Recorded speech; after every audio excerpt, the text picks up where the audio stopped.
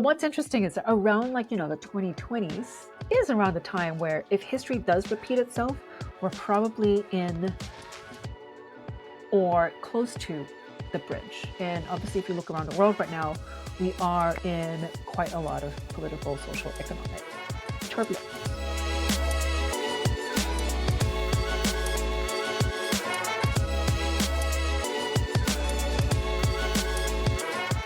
Welcome to Culture and Code, a podcast about the biggest shifts in culture and tech. I'm Rei and Tara, a creative entrepreneur and founding partner of Iron Code, a global innovation firm based in New York, Tokyo, and Singapore.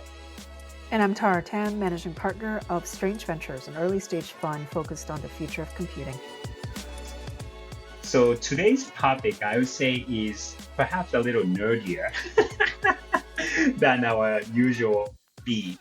And this was your response or your review of a recent event that was hosted by Nvidia. And you wrote a post called Can America Continue Its Bull Run? I subscribe to your newsletter. We are connected on LinkedIn, and I saw a post about this, and it immediately caught my eye because it's not necessarily a topic that I dig deep regularly, but from an intellectual, historical, and professional perspective, it's a topic, or it's at least a group of topics that I find interesting. So why don't you give us a quick overview of the event and why you wrote what you wrote? Yeah, it's an interesting time. So Nvidia, obviously one of the most valuable companies in the world today. I think they just hit, 5 trillion, Yeah, kind of something crazy. something insane. They held their annual summit. So they hold a conference every year that's very well attended, typically in Mm, San Jose. And this year they held a second one in DC for the very first time. And you're like, mm, why DC? There's barely any tech there. Well, the government's there, the White House is there, the Pentagon is there. And it was very clearly a space to share announcements around private public partnerships mm. all around AI and the future of computing. Yeah. So they announced an AI factory for government. They announced some supercomputers, and they announced, I think, something closer to the quantum space, right? Yeah. And that got me thinking because I've been doing a lot of research into, to invest in the future, I like to look into the past. And so I dug into sort of an anthropological look at sort of technology and economic progress in the US. Mm, And it was fascinating. And so I did a little graph where I mapped out sort of the GDP growth in the US per capita. yeah. I'll bring it up. Yeah, across, sort of the last 120, 130 years. And it's really fascinating. So what you see is obviously, sort of between 70, 60, the first industrial revolution, it mostly happened in Europe at that time. Yeah. Yeah. And you can see the US growth was still very much agrarian. So it's very like farming based, agriculture based. You didn't see a lot of tech. There was a bridge period where there was a lot of chaos. There was the protests in Paris, there was the opium wars, and a lot of the technologists and people, obviously also fled. So this is the bridge period you talk about is Bridge from bridge, 40 years. about 1830 to 1870 Yes, in the somewhere 19th century. Yeah. And then that's where you started seeing a lot of the tech boom happen in the Mm, United States. And this was, what they call the second IR. And that's where you saw the steam engine come across. There was a lot of private and public partnerships where mm. the sort of the national railroad was, built and infrastructure. So a lot of the infrastructure was started being built up then. You can kind of see the growth Yeah. happen. So this is from 1870 to Yes, 1915, the second industrial revolution, particularly led in the US. that's right. Yeah. So a lot of that happened, a lot of the steam engine happened, a lot of the, good stuff like roads and things were built, all the infrastructure. And then we went into another bridge. And the Mm, bridge are periods, if we look at modern history, it's between 35 to 40 years. The bridge I call periods of honestly pretty extreme social, political, and economic turbulence. mm, But that's where a lot of the tech progress happened mm. and the invention happened. And what happened was that, obviously in between 1915 and 1950 were the two world wars. It was an extremely turbulent time for the world. You can see some spikes in terms of the growth and technological progress. Yeah. But then that led to the boom movement between the 1950s and where we are today, Mhm. where honestly, America kind of took the sort of tech boom or tech infrastructure that was built during the second IR and just Yeah. went for it. And you can kind of see the the GDP growth Yeah. per Yeah. capita just skyrocket, Yeah. right? For the last, I want to say, 70 years.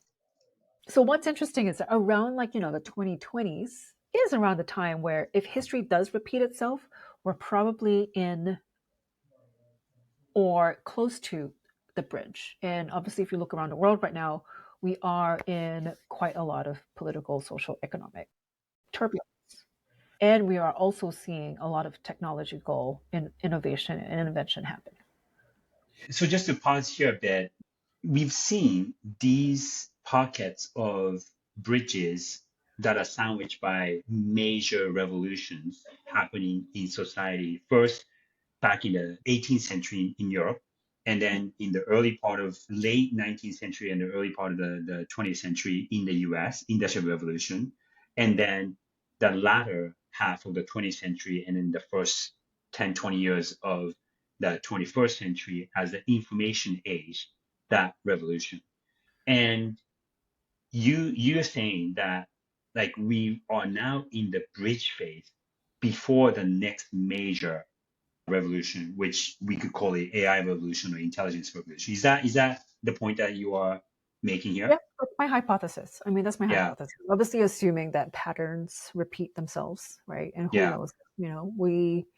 Um, we may live life in cycles, or there might be things that break patterns. We don't know. But my hypothesis is that if we assume that patterns repeat, we are probably in the bridge right now. in the bridge. Yeah, talk a bit more about what happens during that bridge period. You said like a lot of inventions take place. Mhm. A lot of tech inventions actually took place during those periods. Yeah, Like the transistor was invented during sort of that, World War One, World War Two. A lot of the sort of science that happened then. yeah, So it's a pretty uncomfortable situation, right? yeah. Where I think, especially if you're living day to day, you're seeing so all of this chaos that it's quite hard to realize that we are living in very parallel worlds. But I think this very same thing is happening today. I think we're seeing a lot of frontier tech happening.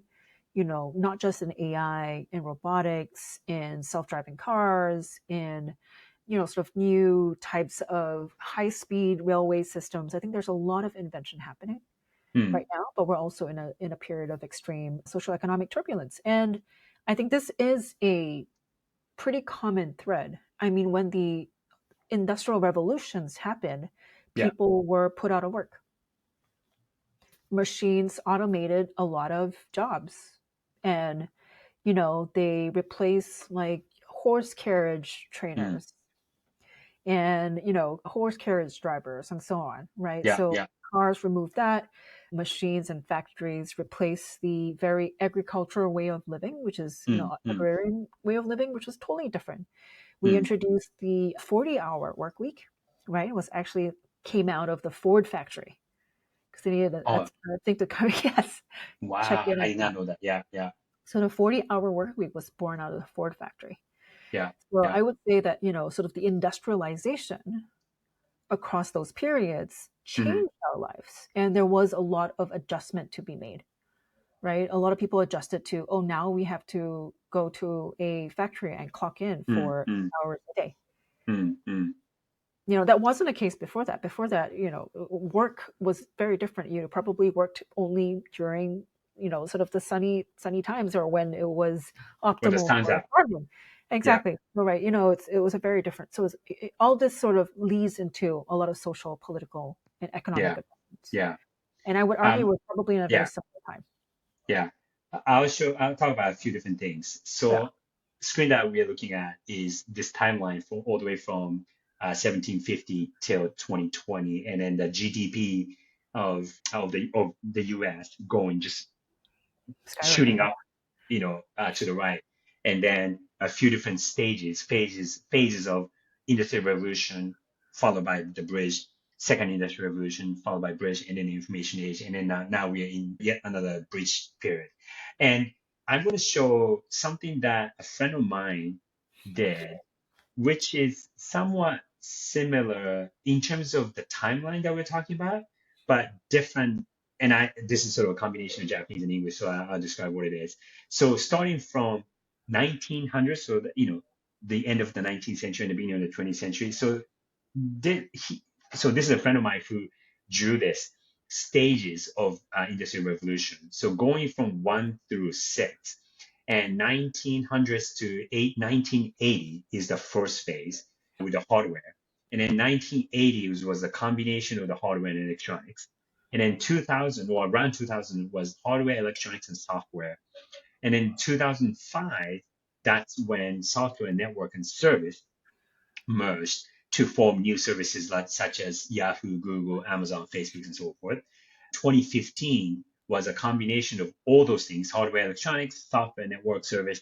And then finally, and then by the way, this graph that I'm showing you, this was created maybe about 8 years ago. So it's a little bit outdated.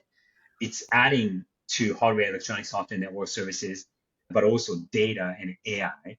And his argument is that this is going to create yet another industrial or information age revolution. So I thought when you were talking about the graph that you made, and you made this a little while ago, right?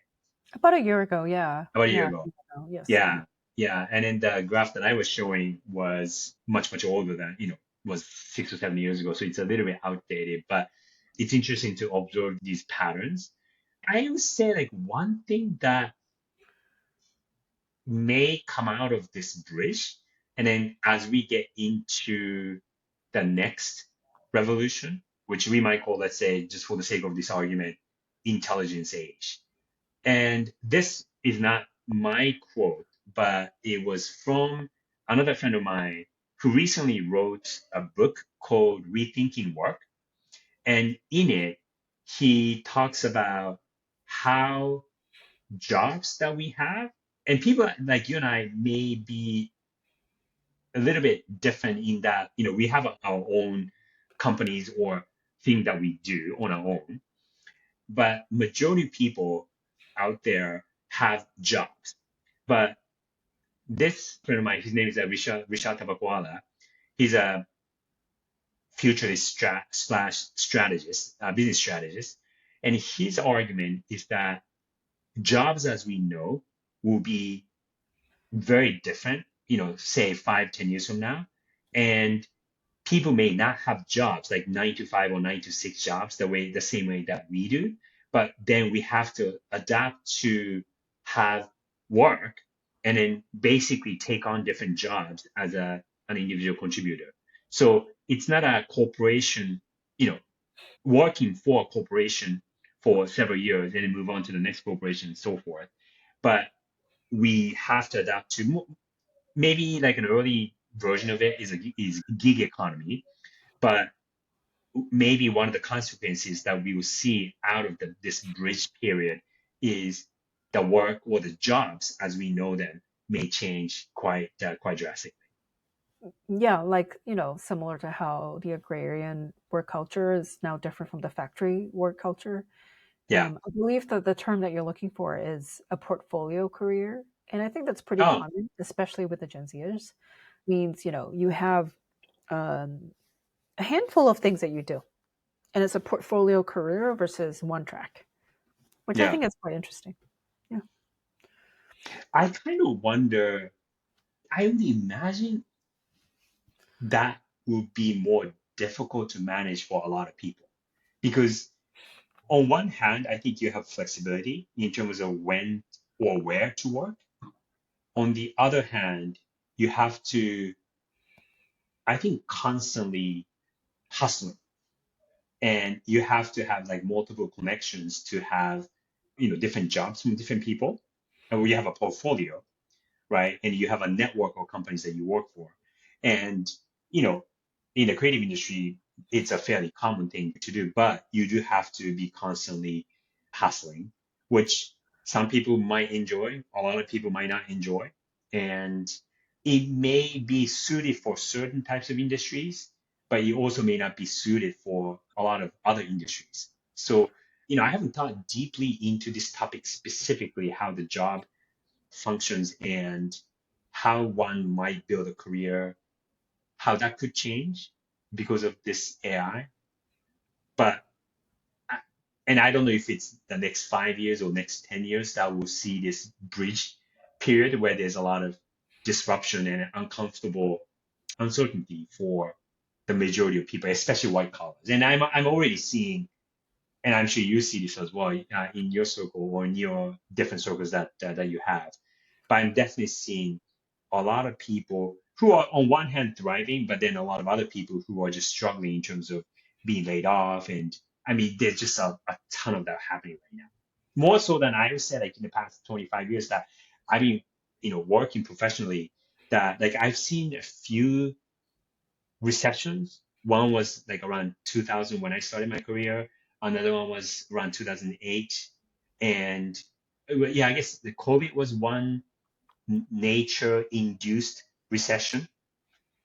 And around that time, there was a boom of tech companies hiring a lot of people, but then that was followed by a fairly major sequence of layoffs from big tech companies. And then now I feel like it's happening not just in big tech, but like, Amazon just announced that they were laying off like 14,000 people or something. And then Walmart said that they're not hiring, anybody for the next few years. They're just keeping their workforce flat. So few years ago, the disruption in terms of the labor market, particularly in the white collar market, we're seeing that start to ripple outside of the tech knowledge worker sector. Yeah, Yeah. I think it's a really great example of how the macro will affect the micro on a day-to-day basis, right? There's a lot of Mm, restructuring and upheaval as, companies are trying to figure out where they really want to end up. I think no one knows yet. mm, So you see sometimes companies firing, then rehiring, like there's a lot of turbulence generally as companies are trying to figure out like, what skill sets do they need next, what yeah. capabilities do they need next and so on. Yeah. Yeah. I mean, on that note, I think there are a lot of companies. I mean, one of the headlines that I see quite a bit in the past couple of months is companies that invested in AI are not seeing the return as much as they thought.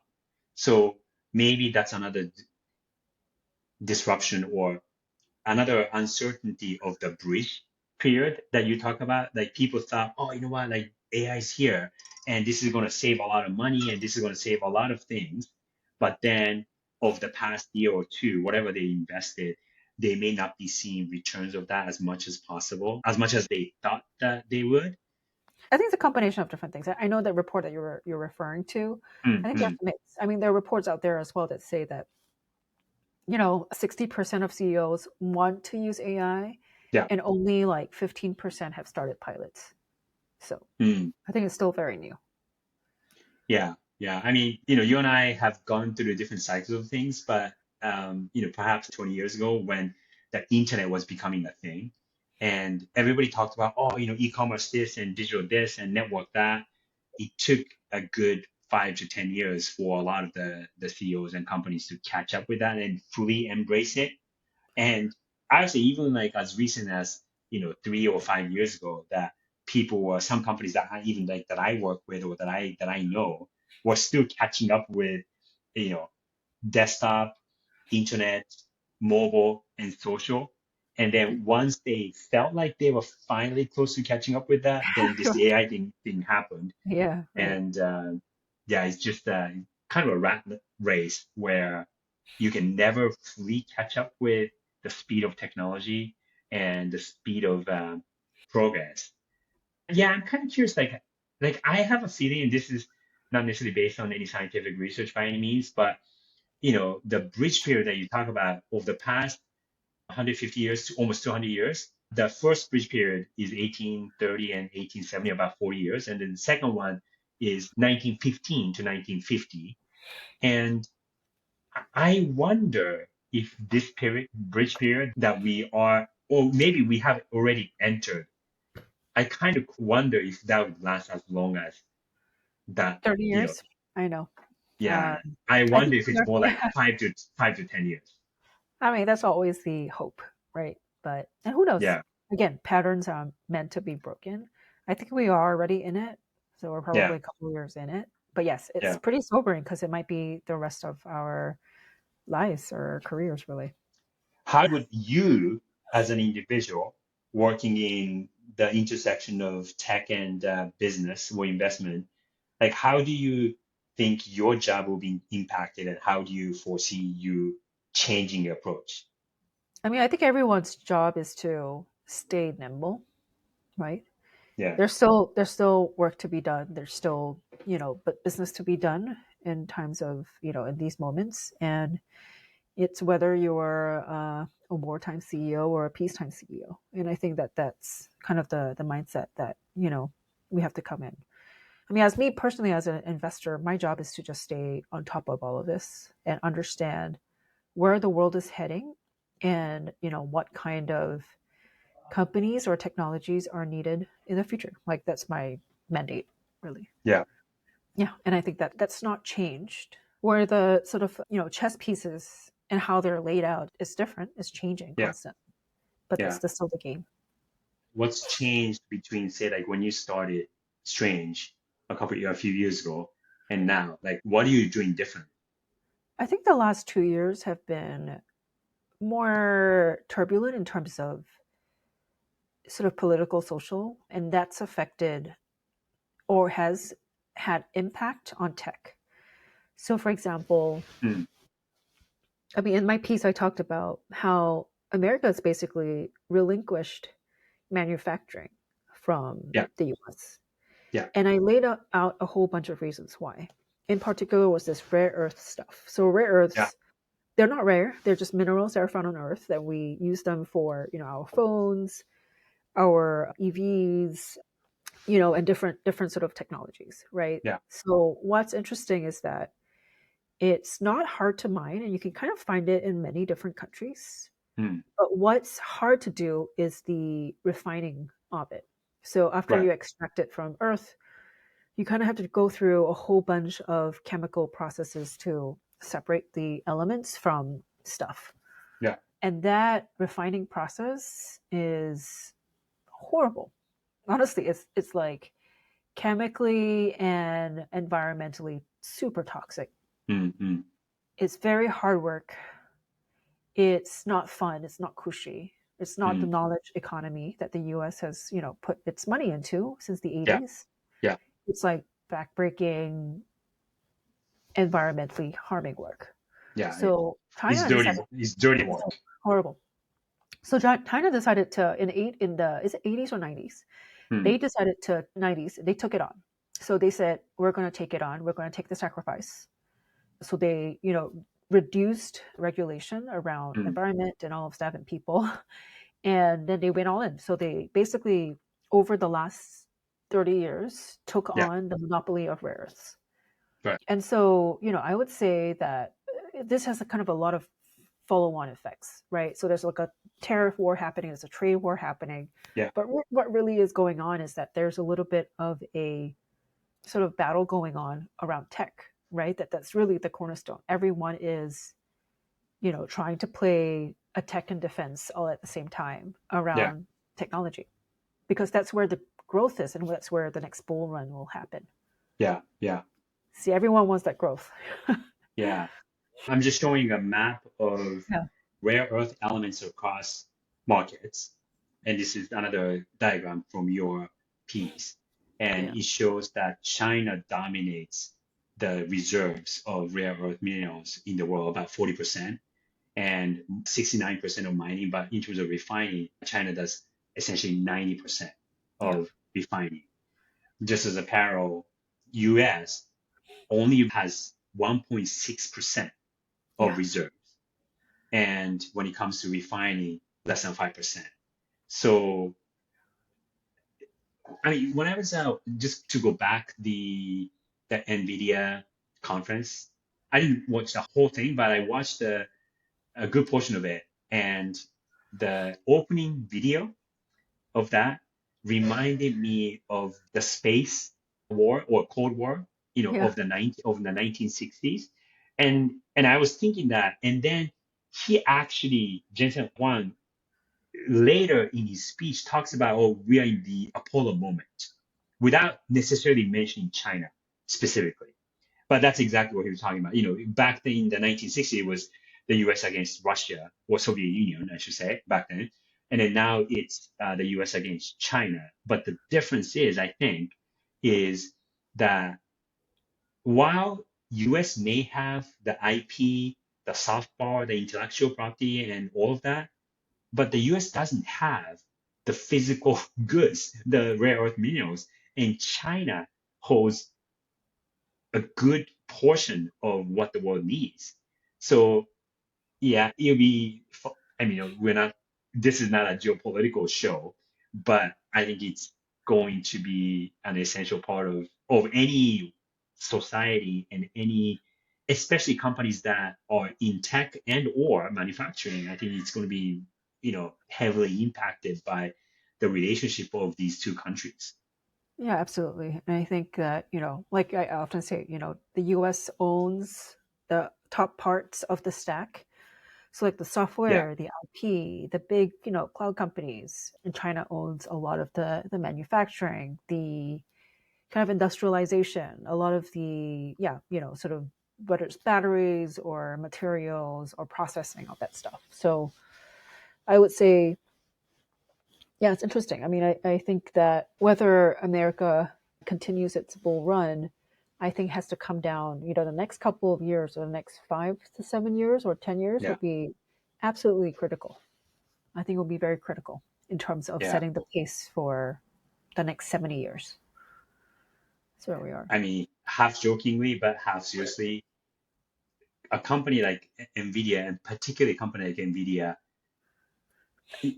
I think the position that they've taken is a really peculiar one in that it sort of straddles between the US and the China markets. And, Jensen Huang, he's not from China. He's originally from Taiwan. He grew up in the US. I think his Chinese is okay, not great, but still able to get by.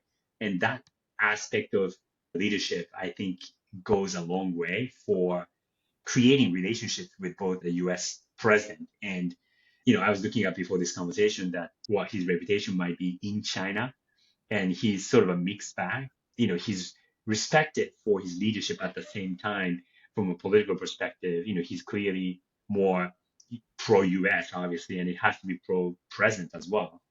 And yeah, we can talk probably the next three episodes just talking about this because this Yeah. is such a deep topic.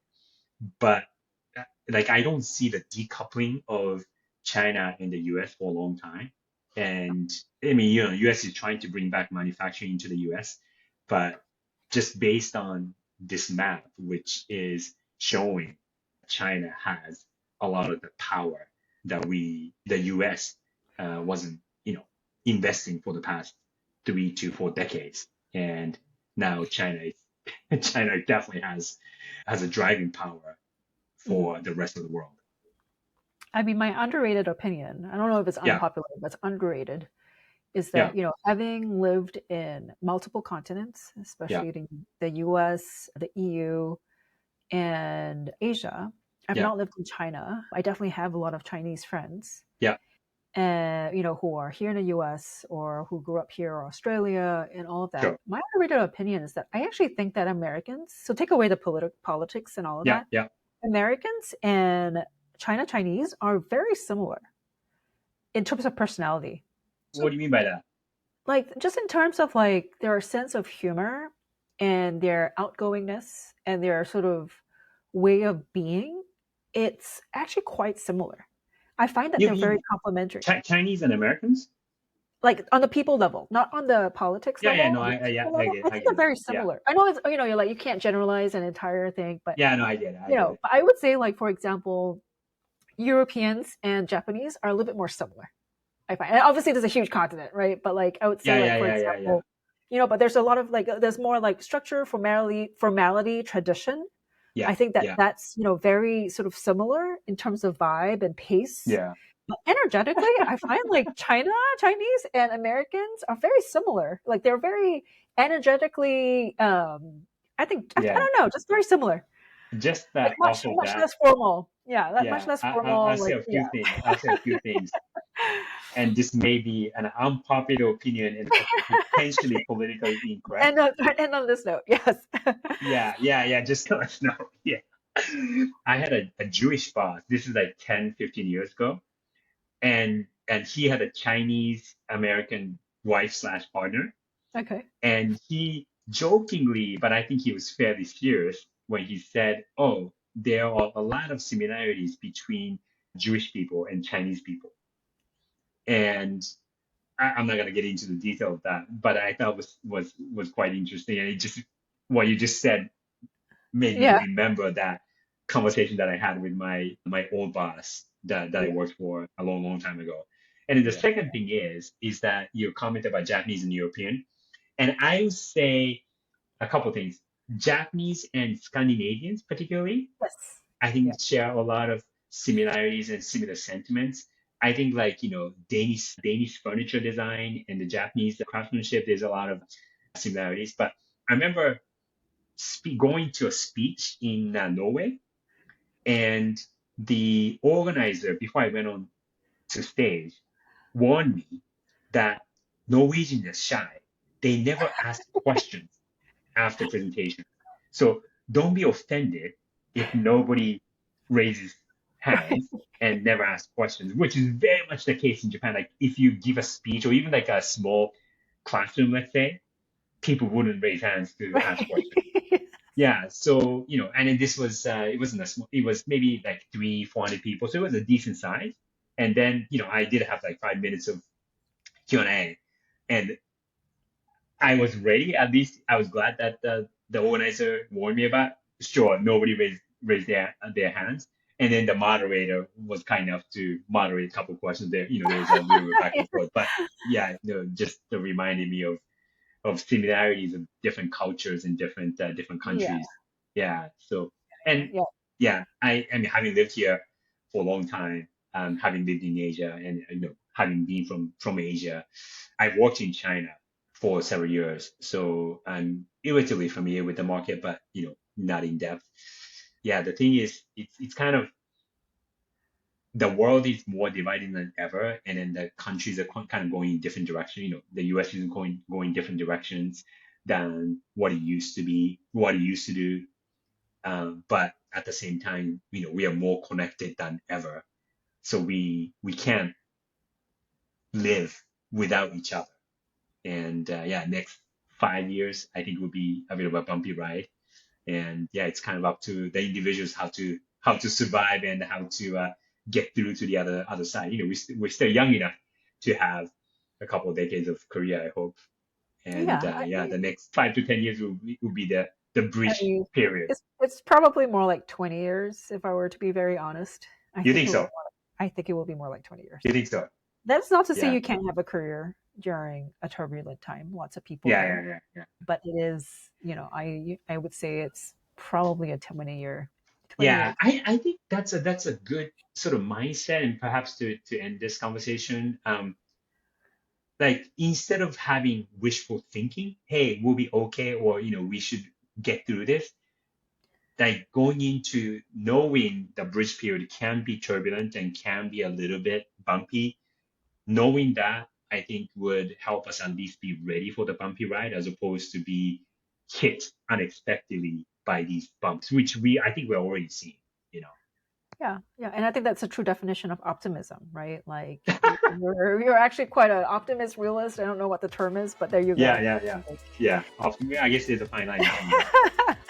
anyways, well, it was great to chat. Yeah, See you soon. this was definitely a different beat, but I hope this is as interesting to the audience as I found it Yeah, interesting. likewise. See you later. Awesome. Take care. All right.